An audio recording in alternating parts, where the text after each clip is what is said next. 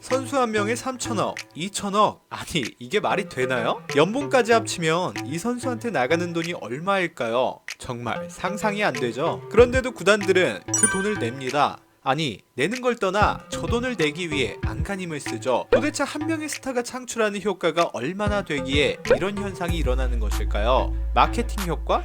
유니폼 판매량? 중계권료? 구장 입장권 판매? 네, 정답은 이거라고 생각합니다. 그런데 이렇게 하면 너무 심심하고 뻔하잖아요. 그래서 빅영입이 일어나는 이유를 다른 현상과 연관지어 말해보려 합니다. 그 대상은 바로 비트코인이죠. 비트코인이 왜 가치 있는지 아시나요? 뭐 여러 가지가 있겠지만 가장 중요한 건 수량이 제한되어 있다는 것입니다. 이거랑 비슷한 가치를 지닌 과거의 화폐가 존재하죠. 그것은 바로 금입니다. 한번 과거로 돌아가 볼까요? 1945년 9월 2일 어마어마한 전쟁이 끝나게 됩니다. 2차 세계대전이었죠. 전쟁이 끝나면서 모든 문제가 해결될 거라 생각하는 상황 속 엄청난 문제가 일어납니다. 전쟁을 하기 위해 국가들은 무엇을 만들어내야 할까요? 바로 무기죠. 그런데 무기는 무엇으로 만들까요? 철인가요? 아니죠. 바로 돈입니다. 그런데 국가들은 돈이 있어서 돈을 찍어내는 건가요? 아닙니다. 그냥 찍어내는 겁니다. 독일에서는 화폐가 시중에 너무나 많이 풀리게 되었고 어마어마한 하이퍼 인플레이션이 발생하는데 이렇게 얘기하면 감이 안 오니까 비유를 들자면 10원짜리 빵을 2년 후엔 100억에 사야 하는 진짜 말 같지도 않은 상황이 연출되게 된 겁니다. 진짜 말 같지도 않죠? 근데 사실입니다. 이런 불안정한 상황을 타개해야 했고 전 세계의 주요 인사들은 미국의 브레튼 우즈로 모이게 됩니다. 왜 미국에서 모이게 되었을까요? 이유는 간단합니다. 돈이 가장 많거든요. 돈은 바로 금이고 금은 곧 힘을 상징하고요. 그리고 이 자리에서 달러를 기축통화로 한다는 그 유명한 브레튼 우즈 협약이 만들어집니다. 그런데 달러를 일방적으로 찍어내면 말이 안 되잖아요. 그래서 제약이 들어갑니다. 미국이 소유한 금만큼을 달러화할 수 있다는 것이죠. 이것이 근본이제라는 것이고요. 물론 이 협약에 대한 평가는 여러 가지가 존재하지만 이후 전 세계는 호황을 겪으며 근본이제에 대한 어마어마한 신뢰를 보내게 됩니다. 그러던 중 참 이 상태가 계속 이어졌으면 되는데 미국이 갑자기 전쟁을 해요. 바로 베트남 전쟁이죠. 아까 전쟁하면 뭐가 필요하다고 했죠? 네, 바로 돈입니다. 어마어마하게 찍어댑니다. 거의 GDP 대비 20% 수준이라고 하는데 이것도 최소한 수치고 정밀하게 계산하면 30%까지 올라간다는 얘기도 있습니다. 자, 그럼 이제 한번 보시죠.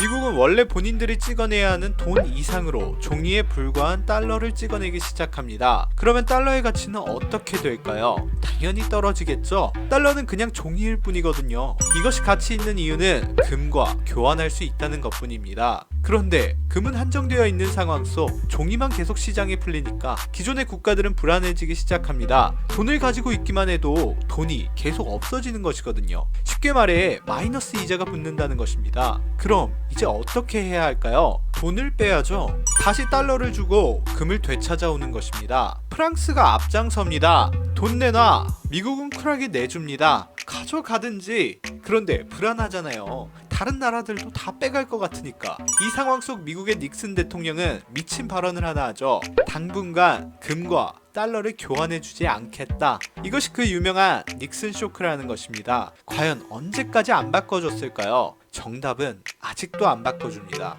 이 순간 사실상 근본이제는 붕괴하게 되고 전 세계에서 달러가 신뢰를 잃게 되는 첫 번째 사건으로 기록됩니다. 근데 미국이 이 상황을 기가 막히게 극복해내요. 자세히 설명하면 너무 길어지니까 이 정도만 설명할게요.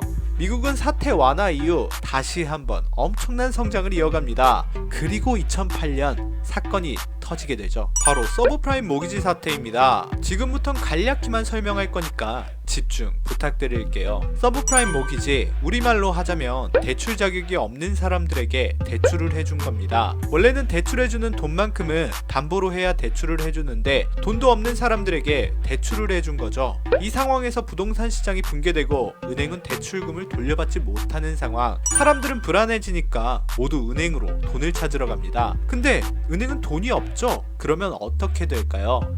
파산하는 거죠.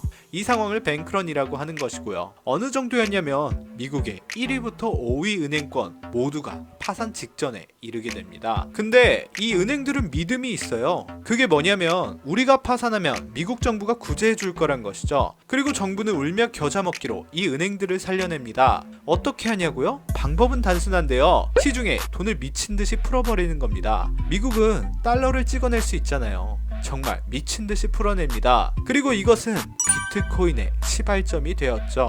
미국은 종이를 찍어내는 것에 불과하지만 달러는 찍어내면 낼수록 가치가 떨어지게 되고 기존 화폐에 대한 신뢰도와 가치는 하락하게 됩니다. 기존 화폐에 대한 신뢰도가 떨어지면 사람들은 대체품을 찾아 나서게 되고 그것은 화폐의 안정성을 확보한 무언가가 되겠죠. 그리고 이런 필요에 의해 나오게 된 것이 가상화폐인 비트코인입니다.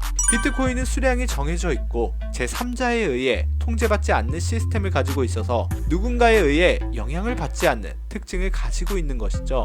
네, 비트코인은 기존 화폐의 신뢰도가 떨어질 때 탄생하였고 이것은 비트코인의 가치를 판단하는 척도가 됩니다. 이번 코로나 상황에서의 가치를 보도록 할까요? 각국은 코로나가 터지고 경기 침체가 일어나는 상황 속 무엇을 하였죠? 돈을 미친 듯이 찍어냅니다. 기존 화폐의 수량이 많아지면 많아질수록 무엇이 일어난다고 하였죠? 가치와 신뢰도가 떨어진다고 하였죠. 그렇게 되면 무엇을 하죠?